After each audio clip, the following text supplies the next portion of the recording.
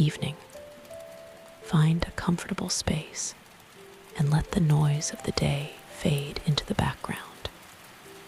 Tonight, we travel to a quieter corner of the imagination, a place where nothing is ever truly lost, only waiting to be remembered. Let us begin. In a forgotten attic at the very top of the world, where the clouds piled up like dusty pillows, there was a library. This was not a library of books, but of forgotten feelings.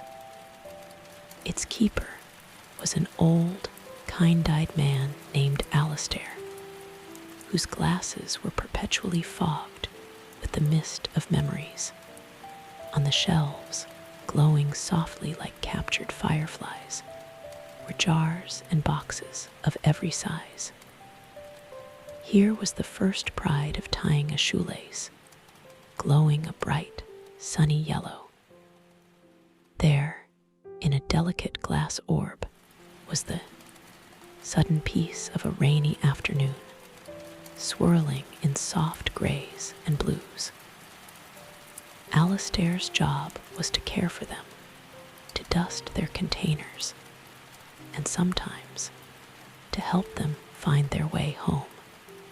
One evening, as Alistair was polishing a vial of quiet awe at a spider's web, he heard a faint, metallic rattle. On a high, dark shelf was a small, tarnished music box. It was shut tight, but a thin, silvery light seeped from its seams. This was not a forgotten feeling of joy or peace. It was a piece of lost courage. "Ah," said Alistair softly, "you've been alone up here a long time, haven't you?" The music box trembled. "I am supposed to be loud and bright," it whispered, its voice like a rusty hinge. "But my key is lost. I cannot play my song. I am just empty." Alistair understood. Some feelings weren't lost because they were weak, but because they were waiting for the right moment to be rediscovered. He didn't try to force it open. Instead, he took the music box down, wrapped it in a scrap of velvet night sky, and placed it in his pocket. "We will find your song," he promised.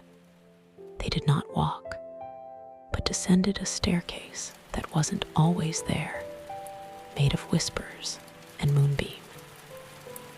It led them to the garden of breathing things, where even the stones sighed softly in their sleep. Alistair sat on a bench of ancient rootwood. He didn't speak to the music box of battles or giants. Instead, he began to name small, quiet things. "The breath before a true word," he said. A single, clear chime rang from the box. "The hand that steadies another," he murmured. Another chime, stronger now. The step taken in the dark, not knowing what's ahead. With each phrase, the tarnish on the box flaked away like old frost. The silvery light grew brighter. Finally, Alistair placed a gentle finger on its lid and said the truest, quietest thing of all.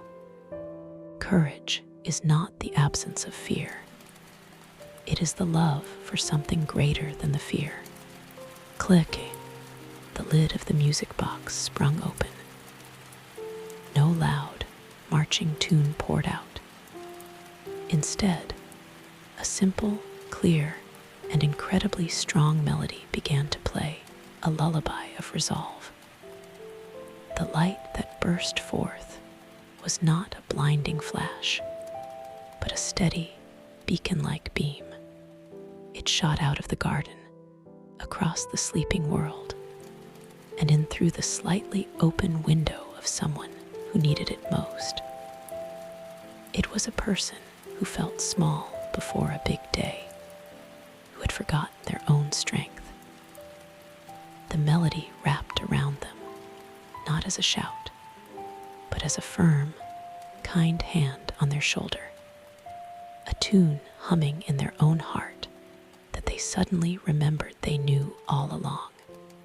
Back in the library, Alistair smiled. The music box now sat on a central shelf, clean and bright, its song playing softly and eternally, a permanent part of the library's quiet symphony. It was no longer lost. It was found, and in being found, it could now be found by others whenever they needed it. And for you, dear listener, as this story ends, remember that no good feeling is ever truly gone. Your kindness, your calm, your courage, they are all cataloged in the library of your own heart, waiting for you to turn the page. Let your breath deepen. Let your thoughts settle like gentle dust in this attic of dreams. You are complete. You are ready.